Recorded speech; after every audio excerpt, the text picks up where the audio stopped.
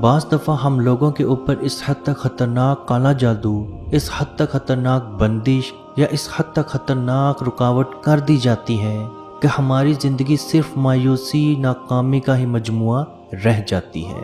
ہمارے مولانا کے پاس ایک شخص حاضر ہوا اور اس کی حالت اس حد تک ڈرانوی اور خطرناک تھی کہ اس کو دیکھ کے بھی ڈر لگ رہا تھا۔ اپنے وقت کا بہت ہی کروڑ پتی وہ انسان تھا جو فقیروں کی حالت تک پہنچ چکا تھا۔ اس نے مولانا کو بتایا کہ میرے دوست نے میرے ساتھ کاروبار میں شرکت اختیار کی، اور جب وہ کاروبار دن دگنی رات چگنی ترقی کر رہا تھا تو اس نے دھوکے سے وہ تمام کاروبار اپنے نام پہ کر لیا۔ میں نے عدالت میں اس پہ کیس کر دیا، اور جس دن سے یہ کیس شروع ہوا میری حالت بد سے بدتر ہوتی چلی گئی۔ وہ کیس میرے حق میں تھا، میں وہ کیس بھی ہار گیا، اور اس کے بعد جو بھی کام میں نے شروع کیا اس میں مجھے ناکامی اور مایوسی ہی ملتی گئی۔ میری حالت یہاں تک پہنچ چکی تھی کہ میرے گھر میں بھی اگر کھانا بنتا تو کھانے کے لیے جب ہنڈیا کا ڈھکن اٹھایا جاتا تو اس کھانے میں، اس تازہ کھانے کے اندر کیڑے پڑ چکے ہوتے۔ چپاتی کھانے کے لیے دسترخوان جب کھولا جاتا تو اس تازی روٹی کے اندر کیڑے چل رہے ہوتے۔ باہر جانے کے لیے جب الماری سے کپڑے نکالنے لگتے تو ان کپڑوں پہ کٹ لگے یا ان کپڑوں پہ خون کے نشان نظر آتے۔ مایوسی اس حد تک میرے پاس ہو چکی تھی کہ میں نے جو بھی فیصلہ، جو بھی کام کرنا چاہا یا کیا تو اس میں صرف اور صرف مجھے نقصان ہوا۔ میں ایک کروڑ پتی انسان تھا اور دیکھتے ہی دیکھتے فقیروں سے بدتر میری حالت ہو چکی ہے۔ عزیز دوستو، بعض اوقات آپ لوگوں پہ اس حد تک خطرناک جادو کیا جاتا ہے جو آپ کی جان تو نہیں لیتا، لیکن آپ کو اس حد تک تڑپا کے، اس حد تک آپ کو مایوس کر دیتا ہے جس کی مثال عام زبان میں نہیں ملتی۔ لیکن جادوگر اس چیز کو بھول جاتا ہے کہ اللہ پاک نے ایسی کوئی بیماری، ایسی کوئی تکلیف، ایسی کوئی بھی پریشانی نازل نہیں کی جس کا علاج قرآن میں موجود نہ ہو۔ جب بھی آپ کو ایسا محسوس ہو کہ آپ پہ بہت زیادہ پریشانی، بہت زیادہ مایوسی، بہت زیادہ تنگ دستی یا بہت بڑی رکاوٹ یا بندش یا بہت بڑا کالا جادو موجود ہے، تو آپ نبی پاک صلی اللہ علیہ وآلہ وسلم کا دیا ہوا یہی عمل، یہی وظیفہ کریں۔ غزوہ خندق کے دنوں میں جب مسلمانوں کے اوپر بہت زیادہ پریشانی ہو چکی تھی، بھوک سے حالت نڈھال ہو چکی تھی، نبی پاک صلی اللہ علیہ وآلہ وسلم نے اپنے پیٹ پہ 2 پتھر باندھ رکھے تھے تاکہ بھوک کا احساس نہ ہو سکے۔ تب آپ صلی اللہ علیہ وآلہ وسلم نے قرآن کی 2 آیات کو ملا کے پڑھنا شروع کر دیا۔ جیسا کہ آپ سب لوگ جانتے ہوں گے کہ حامیم قرآن پاک میں 7 مرتبہ آیا ہے، لا ینصرون، یعنی کہ اللہ کے علاوہ کوئی اور میرا مددگار، کوئی میرا اور ہمدرد، کوئی میرا اور ساتھی نہیں ہے۔ اور بے شک جس کو اللہ پاک کا ساتھ اور اللہ پاک کی مدد مل گئی تو اس کو اور کسی کا ساتھ یا کسی کی مدد نہیں چاہیے۔ نبی پاک صلی اللہ علیہ وآلہ وسلم پہ جب بھی پریشانی یا مصیبت، بہت بڑی پریشانی یا بہت بڑی مصیبت آتی تو آپ انہی کلمات کا ذکر فرماتے۔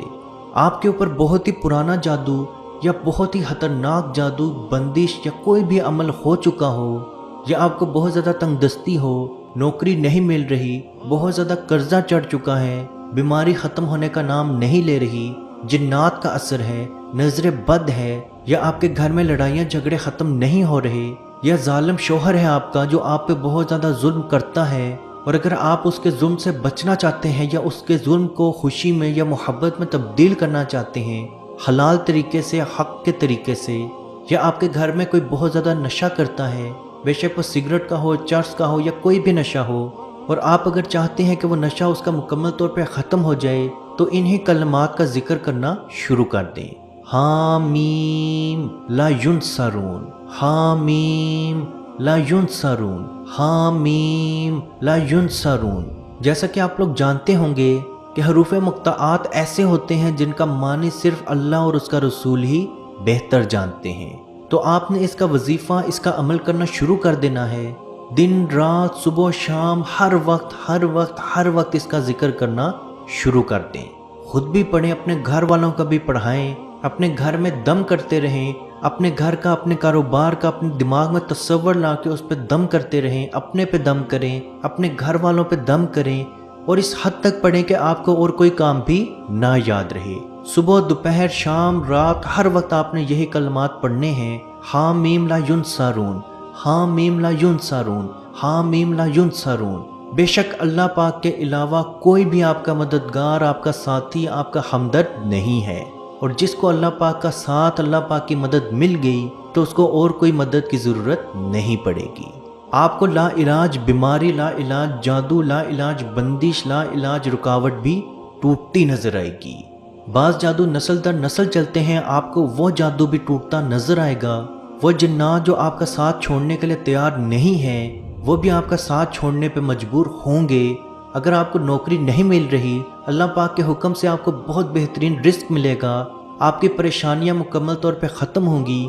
آپ کی شادی کی رکاوٹ ہے یا آپ کو اچھا رشتہ نہیں ملتا، تو اللہ کے حکم سے آپ کو بہت اچھا رشتہ ملے گا۔ آپ بیٹے کے خواہش مند ہیں تو اللہ آپ کو بیٹا عطا کرے گا۔ عزیز دوستو، اس ویڈیو کو جہاں تک ہو سکے ضرور شیئر کریں، کیونکہ آپ کی وجہ سے کسی کی پریشانی، کسی کی بیماری، کسی کی مصیبت، کسی کی بندش، کسی کا جادو ٹوٹے گا تو اس کا ثواب بھی آپ کو ضرور ہوگا۔ اللہ پاک سے دعا ہے کہ ہم سب کو اپنے حفظ و ایمان میں رکھے، اور فلسطین کے مسلمانوں پہ خصوصی رحم فرمائے اور ان کو امن و سکون میں رکھے، اور جو مسلمان اولاد کے خواہش مند ہیں ان کو نیک اور صالحہ اولاد عطا فرمائے، جو بیٹے یا بیٹی کے خواہش مند ہیں ان کو بیٹے یا بیٹی کی نعمت عطا فرمائے، جو نوکری کے خواہش مند ہیں ان کو حلال رزق عطا فرمائے، جو بیمار ہیں ان کو شفا عطا فرمائے، اور جو پریشان ہیں ان کی پریشانی کو دور فرمائے، اور کشمیر کے بھائیوں پہ خصوصی رحم فرمائے اور ان کو آزادی کی نعمت عطا فرمائے۔ آمین۔ اللہ حافظ۔ أعوذ بالله من الشيطان الرجيم. بسم الله الرحمن الرحيم.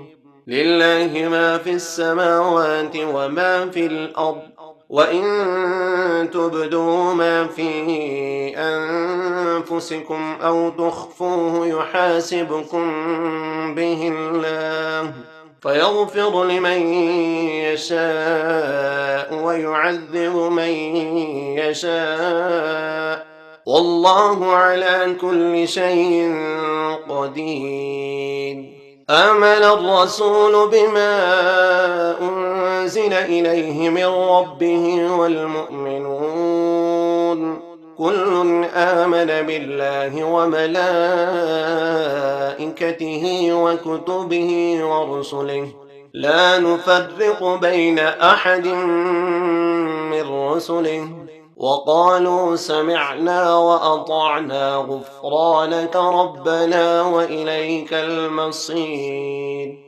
لا يكلف الله نفسا إلا وسعها، لها ما كسبت وعليها ما اكتسبت. ربنا لا تؤاخذنا إن نسينا أو أخطأنا، ربنا ولا تحمل علينا إصرا كما حملته على الذين من قبلنا، ربنا ولا تحملنا ما لا طاقة لنا به، واعف عنا واغفر لنا وارحمنا، أنت مولانا فانصرنا على القوم الكافرين.